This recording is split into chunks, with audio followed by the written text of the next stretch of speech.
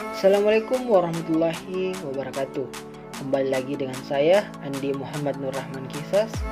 Pada video ini kita akan membahas mengenai profesi di bidang teknologi informasi. Nah, gambaran umum pekerjaan di bidang teknologi informasi. Secara umum, pekerjaan di bidang TI setidaknya terbagi menjadi 4 kelompok. Kelompok pertama adalah mereka yang bergelut di dunia perangkat lunak, software, baik mereka yang merancang sistem operasi, database, maupun sistem aplikasi. Pada lingkungan kelompok ini terdapat pekerjaan seperti sistem analisis, programmer, web designer, dan web programmer. Nah, sistem analisis. Sistem analisis sendiri adalah orang yang bertugas untuk menganalisa sistem yang akan diimplementasikan, mulai dari menganalisa sistem yang ada, kelebihan dan kekurangannya, sampai studi kelayakan dan desain sistem yang akan dikembangkan. Kemudian programmer. Programmer merupakan orang yang bertugas mengimplementasikan rancangan sistem analisis, yaitu membuat program, baik aplikasi maupun sistem operasi, sesuai sistem yang dianalisa sebelumnya. Lanjut, web designer. Nah, web designer adalah orang yang melakukan kegiatan perencanaan termasuk studi kelayakan, sistem analisis, dan desain terhadap suatu proyek pembuatan aplikasi berbasis web. Web programmer adalah orang yang bertugas mengimplementasikan rancangan web designer, yaitu membuat program berbasis web sesuai desain yang telah dirancang sebelumnya. Kemudian, kelompok kedua adalah mereka yang bergelut di bidang perangkat keras. Pada lingkungan kelompok ini, pekerjaan seperti yaitu technical engineer, networking engineer. Nah, technical engineer sendiri adalah orang yang berkecimpung dalam bidang teknik, baik mengenai pemeliharaan maupun perbaikan perancangan sistem komputer. Kemudian networking engineering adalah orang yang berkecimpung dalam bidang teknis jaringan komputer dari maintenance sampai dengan troubleshootingnya. Lanjut, kelompok ketiga adalah orang yang berkecimpung dalam operasional sistem informasi. Pada lingkungan kelompok ini terdapat pekerjaan seperti EDP operator. Nah, EDP operator adalah orang yang bertugas mengoperasikan program-program yang berhubungan dengan electronic data processing dalam lingkungan perusahaan atau organisasi. Kemudian, sistem administrator merupakan orang yang bertugas melakukan administrasi terhadap sistem, melakukan pemeliharaan sistem, memiliki kewenangan mengatur hak akses terhadap sistem, serta hal-hal yang berhubungan dengan operasional sebuah sistem.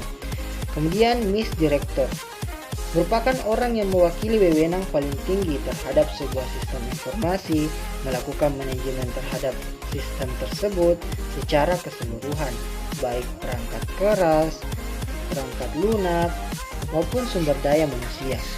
Kelompok keempat adalah mereka yang berkecimpung di pengembangan bisnis teknologi informasi. Profesi di bidang teknologi informasi sebagai profesi. Seorang software engineer dikatakan sebuah profesi karena seorang yang bekerja sebagai software engineer haruslah berpengetahuan dan memiliki pengalaman kerja di bidang software engineer tentunya. Juga harus terus memperbaharui pengetahuan dan keterampilannya sesuai perkembangan teknologi komputer yang cepat. Nah, agar dapat melaksanakan tugas dan tanggung jawabnya secara baik dan benar, seorang software engineer perlu terus mengembangkan bidang ilmu dalam pengembangan perangkat lunak, seperti bidang ilmu metodologi pengembangan perangkat lunak. Nah, bidang ilmu ini mencakup teknik analisa masalah, desain, atau perancangan sistem yang ada dan yang akan dibangun, serta mengimplementasi pemrograman dari desain menjadi perangkat lunak siap pakai. Kemudian, manajemen sumber daya. Bidang ilmu ini tentang bagaimana merencanakan, mengadakan, dan mengoptimalkan pemanfaatan sumber daya untuk keperluan pengembangan perangkat lunak yang dibangun. Mengolah kelompok kerja merupakan bidang ilmu manajemen dan organisasi tentang bagaimana melakukan sinergi antar komponen dalam sebuah kelompok kerja mencapai tujuan tertentu. Kemudian yang terakhir adalah komunikasi. Komunikasi merupakan bidang ilmu yang mempelajari teknik komunikasi dan interaksi dengan manusia lain. Lanjut, mengingat pentingnya teknologi informasi bagi pembangunan bangsa, maka pemerintah pun merasa perlu membuat standarisasi pekerjaan di bidang teknologi informasi bagi pegawainya. Institut pemerintah telah melakukan klasifikasi pekerjaan dalam teknologi informasi sejak tahun 1992.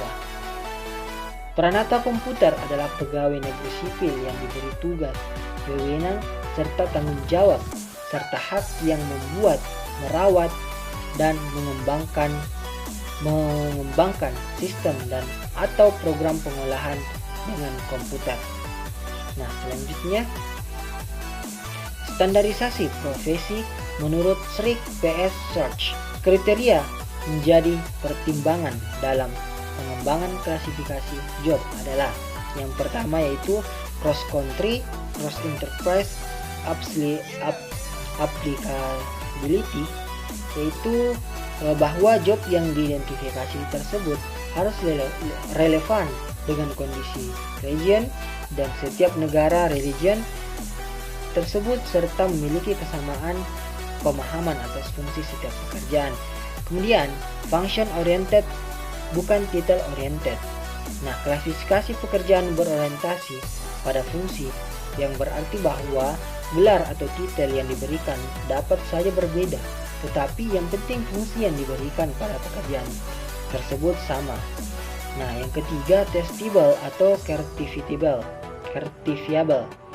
Klasifikasi pekerjaan harus bersifat testable, yaitu bahwa fungsi yang didefinisikan dapat diukur atau diuji.